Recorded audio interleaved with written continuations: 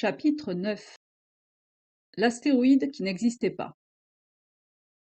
Lucky fixa le retraité dans les yeux. C'est effectivement incroyable. Vous devriez connaître les coordonnées de votre astéroïde, comme n'importe quel terrien connaît son adresse. Le retraité baissa les yeux, visiblement mal à l'aise. Euh, Vous avez raison, pourtant je ne les connais pas, je vous assure. Si ce type cherche délibérément, commença Conway. Laissez-le, le coupa Lucky. Soyez patient, je suis sûr que monsieur Hansen a une explication tout à fait logique.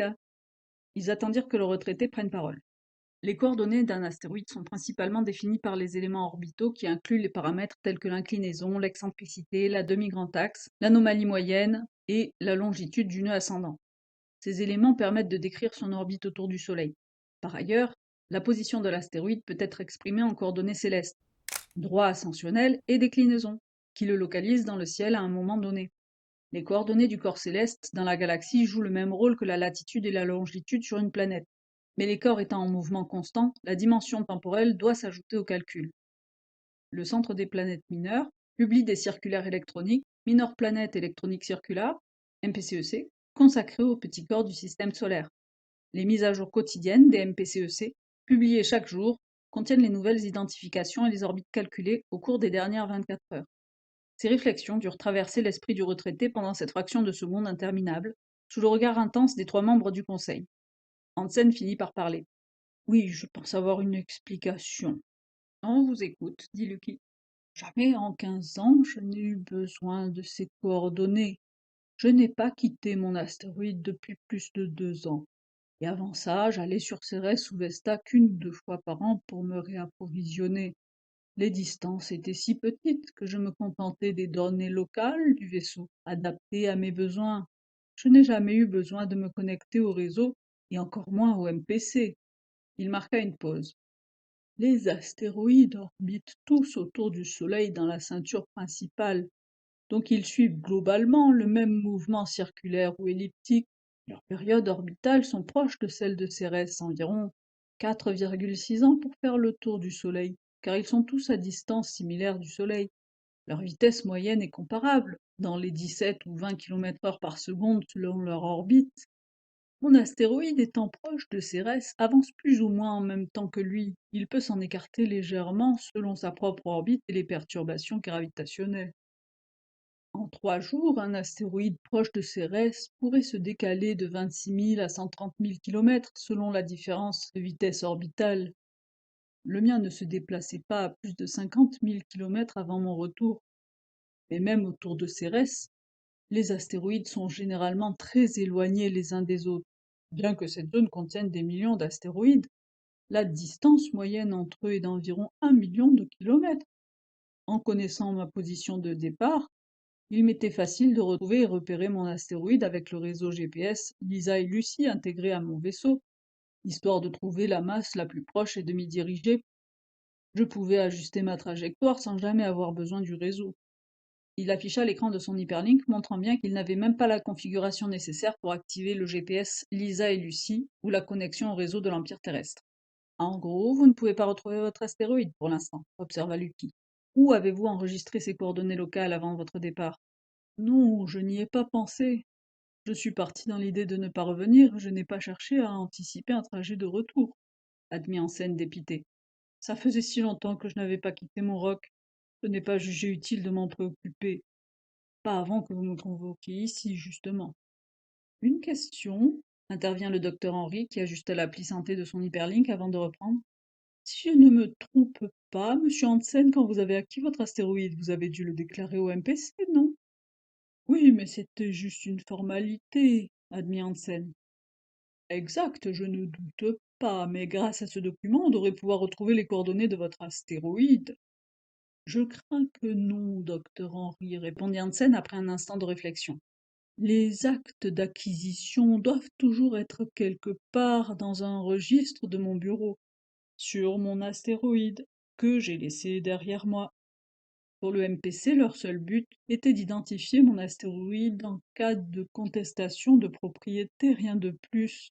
Si j'avais accès à sa dénomination exacte, le MPC le localiserait, mais sans, nous ne pouvons pas l'identifier. Mais vous avez bien des enregistrements locaux dans votre hyperlink. Je vis plus depuis 15 ans, docteur Henry. Je ne me suis jamais servi de mon hyperlink pour enregistrer les coordonnées de mon astéroïde. Très bien, conclut Lucky d'un ton sombre. Le garde va vous reconduire à votre chambre. Nous vous contacterons quand nous aurons à nouveau besoin de vous, monsieur Hansen, ajouta-t-il tandis que le retraité se levait. Si jamais vous vous rappelez les coordonnées de votre astéroïde, faites-le nous savoir immédiatement. Je vous le promets, monsieur Starr, répondit Hansen avec une gravité palpable. Une fois les trois conseillers seuls, Lucky ralluma le circuit de communication, recommença les gestes de sécurité, et la poisse apparut à nouveau à l'écran. La poisse, dit-il, ouvre l'application de navigation. Ça y est, t'as les coordonnées, Lucky? Ah, pas encore. T'as ouvert le carnet de bord? Ouais. Tu devrais y trouver un fichier texte nommé poubelle, avec des calculs gribouillés.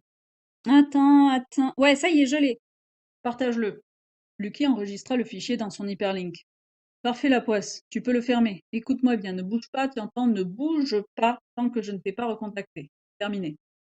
Il se tourna vers ses deux supérieurs. J'ai navigué en local et à vue entre le roc du retraité et Cérès. J'ai corrigé ma trajectoire 3 ou 4 fois en utilisant le système de navigation et les instruments de bord. Je suppose que tu veux refaire tes calculs à l'envers pour retrouver les coordonnées de l'astéroïde, dit Conway. Ça devrait pas être trop compliqué, surtout si on utilise la puissance des serveurs de Cérès. Tu te surestimes encore, Lucky, dit Henry. Mais bon, je vais suivre ton instinct. On va à l'observatoire. Les couloirs s'étiraient, menant vers la surface de Cérès. Le groupe émergea enfin au-dessus des bureaux du conseil scientifique, dans l'une des sections pressurisées de l'observatoire. Le froid était mordant mais constant. Cette régulation thermique permettait une efficacité accrue des instruments et optimisait aussi la consommation d'énergie. Ce n'était nullement un inconvénient puisque le biosuite maintenait le corps à une température très confortable. Une jeune technicienne concentrée vérifia minutieusement les calculs de Lucky. Elle essaya d'en faire une modélisation inverse, parcourut rapidement les résultats projetés sur son écran et hocha la tête, satisfaite du bon déroulement des opérations. Assis sur un fauteuil rigide, le docteur Henry s'appliquait à augmenter la chaleur de son biosuite sur son hyperlink. J'espère que ça nous servira à quelque chose, marmonna-t-il. Moi aussi, répondit Lucky en s'enfonçant dans son siège, les yeux rivés sur l'écran. Il marqua une pause avant de reprendre. Oncle Hector, tout à l'heure vous parliez de mon instinct. Mais ce n'est pas juste une question d'intuition, les pirates ne fonctionnent plus comme avant. Leur façon d'opérer n'a plus rien à voir avec ce que vous avez connu il y a 25 ans. Conway croisa les bras. Je veux dire que leurs nouveaux vaisseaux sont plus insaisissables qu'autrefois. Oui, mais surtout, pourquoi se limiter à la ceinture d'astéroïdes, j'ai remarqué Lucky. Ils ne s'attaquent aux routes commerciales que dans cette région de la galaxie, pourquoi pas ailleurs? Par prudence. Il y a 25 ans, ils allaient jusqu'à Vénus, on a riposté avec une offensive massive. Aujourd'hui, ils ont fait des astéroïdes leur terrain, et le gouvernement hésite à intervenir de peur d'embraser la situation. Lucky fixa l'écran, observant les trajectoires et les coordonnées qui défilaient.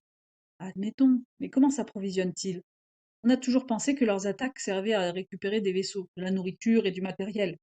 Mais si ce que le capitaine Anton m'a dit est vrai, il ne s'agit pas juste d'un petit groupe de pillards. Elle parlait de centaines de vaisseaux et de milliers de cailloux occupés.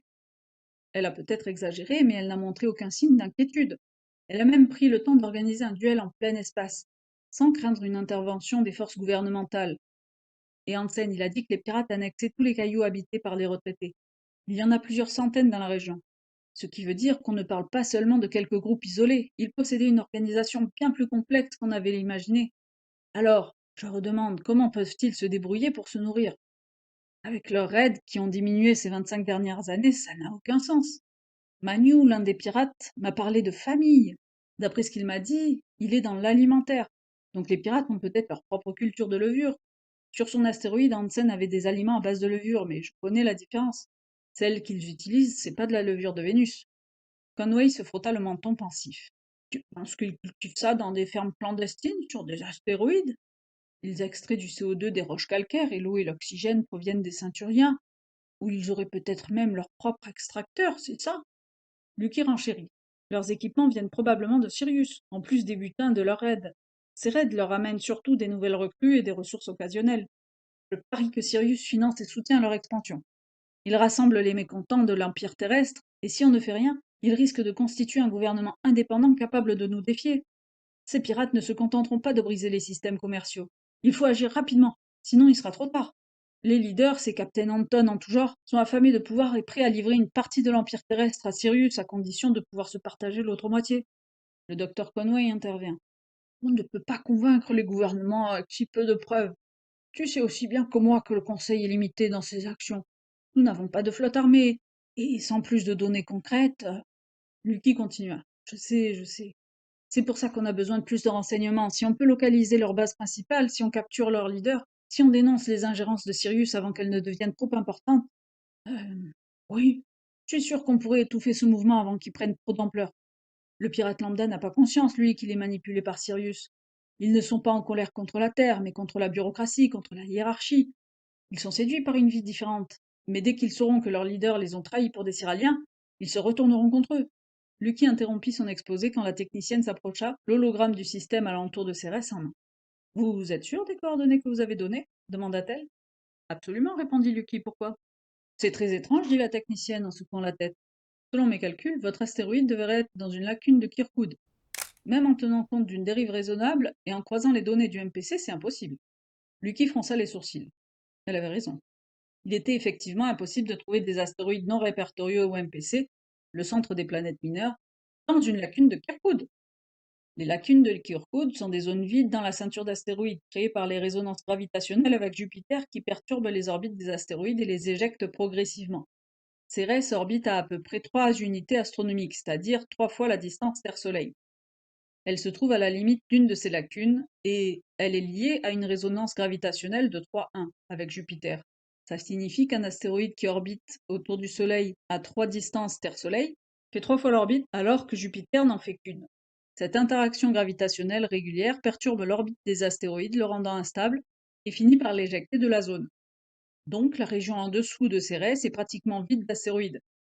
Et Cérès, à peu près à 3 unités astronomiques, se trouve en bordure de cette zone moins peuplée, juste à la limite entre une région instable et une zone plus dense en astéroïdes où l'on trouve des corps plus massifs comme Vesta, Pallas et Hygiea. Vous êtes sûr de ne pas vous être trompé dans vos calculs demanda Lucky. La technicienne haussa les épaules, l'air de dire c'est mon métier quand même. Mais elle répondit on va vérifier avec le télescope. Le grand est occupé. De toute façon, il est inutile dans ce cas puisque la distance est trop petite. Prenons un petit télescope, suivez-moi. Les installations de l'observatoire ressemblaient à un coin à champignons. Les télescopes étaient placés de ci de là en fonction des meilleures positions pour observer. Les scientifiques, concentrés sur leur travail, ne levèrent même pas la tête à l'arrivée des membres du conseil. La technicienne conduisit Lucky et ses collègues vers une aile de la grande salle. Ange, dit-elle à un jeune homme avec un bonnet, tu peux m'activer Bob Roth? Hein? Répondit Ange, levant à peine les yeux de son écran. Je dois vérifier une zone autour des coordonnées, dit-elle en lui partageant son écran. Ange jeta un œil, fronça les sourcils et rigola. T'es en pleine lacune, Cyrielle? Tu veux vraiment voir un écran noir? Allez, insista Cyrielle, c'est pour le conseil scientifique.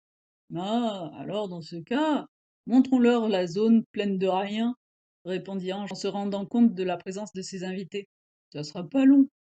Il se connecta au télescope Bob Roth et lança le logiciel utilisé pour les observations à courte distance.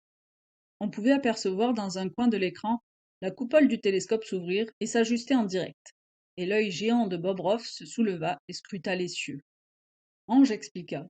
La rotation de Cérès de 9 heures est trop rapide pour les observations optiques précises. Mais Bob Roth est le mieux placé pour ces coordonnées pendant la prochaine heure. On va prendre un grand champ pour ratisser large autour de vos coordonnées. L'image apparut, comme si on observait directement à travers l'oculaire. Il effectua une mise au point méticuleuse et à l'intérieur du tube, une série de miroirs et de lentilles s'ajusta pour agrandir l'image ou pour la rendre plus nette. Les ténèbres étaient complètes. Cyrielle dit on va attendre que la lumière s'accumule pour ne rien louper. Ange railla. En attendant suffisamment longtemps, on aura un magnifique champ profond. Les télescopes accumulent de la lumière en empilant des photons captés sur une longue période, ce qui permet de voir des objets trop faibles pour être détectés par nos yeux qui ne captent la lumière que pendant une poignée de secondes. Un champ profond consiste à étendre cette accumulation beaucoup plus longtemps sur une zone visible du ciel vide pour révéler des objets très éloignés et très faibles comme des galaxies lointaines. Mais à cause de la rotation rapide de Cérès, aucun télescope de ce sol n'aurait pu accomplir ce travail. Au bout d'un moment, quelques très faibles pointes de nuances de gris apparurent. Ange pointa un petit point. Et voilà, la petite tache ici, c'est Métis, un des plus gros astéroïdes de la ceinture d'astéroïdes dans les 200 kilomètres. Il est composé de silicate et de nickel ferreux. Son noyau est le reste d'un gros astéroïde qui a été détruit lors d'une ancienne collision. Mais il est à plusieurs millions de kilomètres du point qui nous intéresse. Les autres tâches sont encore plus loin en dehors de la lacune. J'ai filtré le scintillement des étoiles pour éviter qu'elles ne brouillent tout. Merci, répondit Lucky un peu perturbé en récupérant ses données. Pas de quoi, répondirent en chœur les deux en retournant à leur travail. Lucky ne parla que lorsque l'ascenseur les renvoya vers l'étage du conseil. Il semblait plongé dans ses pensées. C'est impossible. Pourquoi ça demanda Henri.